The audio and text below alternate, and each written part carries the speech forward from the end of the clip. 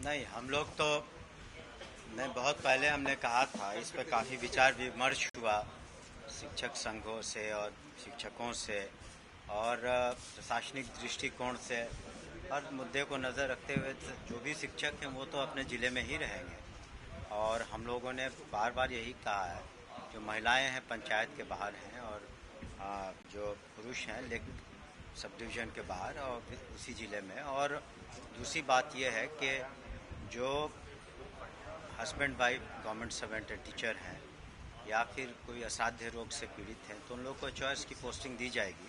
तो इससे अधिकांश जो शिक्षक हैं मेरे ख्याल से संतुष्ट हैं। लेकिन हर संगठन में और हर महकमे में कुछ लोग होते हैं कि वो कमियां निकालते हैं, त्रुटियां निकालते हैं, उसका तो कोई इलाज नहीं है। लेकिन इसके बावजूद भी हम लोगों ने एक एपेलेट अथॉरिटी को भी रखा है कि इसके बावजूद भी अगर किसी को कोई कमी लगती है तो वहाँ डिस्ट्रिक्ट मैजिस्ट्रेट की अध्यक्षता में जो कमेटी है या फिर डिविजनल कमिश्नर के स्तर पर जो कमेटी है या फिर मुख्यालय में सेक्रेटरी पर जो कमेटी है उस मामले को पुनः देखेगी।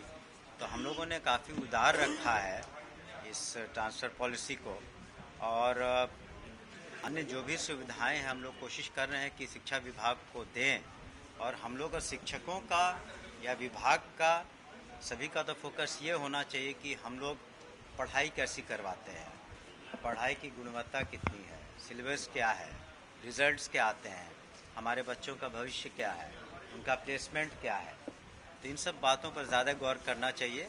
और 100% सेटिस्फैक्शन तो किसी भी पॉलिसी से किसी को नहीं होता है, लेकिन हम समझते हैं अधिकांश शिक्षक और शिक्षिका इससे संतुष्ट हैं। तो आगे ऐसा है कि देखिए, जो भी यहाँ तक कि मैंने कल भी कहा था कि एक्ट भी जो पास होते हैं पार्लियामेंट से या असेंबलीज से या विधानमंडल विधान परिषद से, समय के अनुसार आवश्यकता अनुसार अमेंडमेंट्स होते हैं।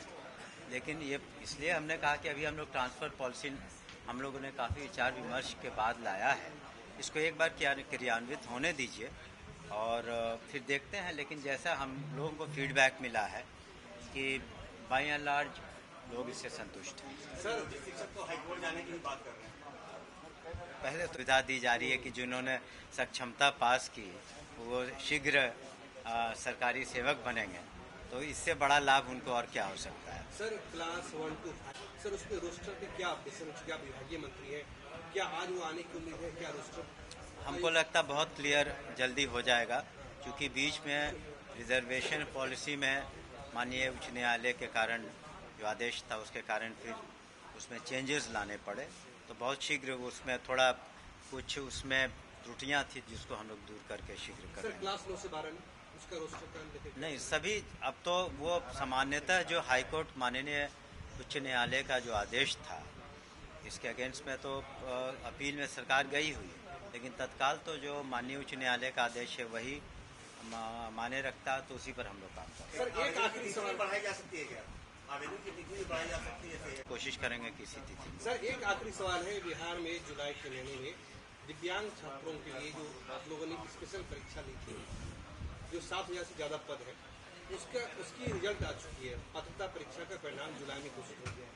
अब अभ्यर्थी आपसे ये जानना चाह रहे, देश भर के अभ्यर्थी का ये फोन आ रहा है, आपके पास भी आ रहा होगा कि सर इसमें आप लोग क्या मेरिट लिस्ट पे नौकरी देंगे या फिर आयोग के जरिए आप लोग बहाल? नहीं, आयोग के जरिए हम लोग करेंगे। और हम लोग यहाँ पर देखिए, जो हायर एजुकेशन के लिए यूनिवर्सिटी में कमीशन है और यहाँ शिक्षकों के लिए हम लोगों ने बीपीएससी के थ्रू किया है। तो जो भी शिक्षक होंगे उसमें हम लोग वर्कआउट कर रहे हैं कि कितने की आवश्यकता है और अधियाचना कमीशन के थ्रू अधीन। नहीं, हमने कहा जो कमीशन को निर्णय लेना है कमीशन लेंगे निर्णय। Thank you.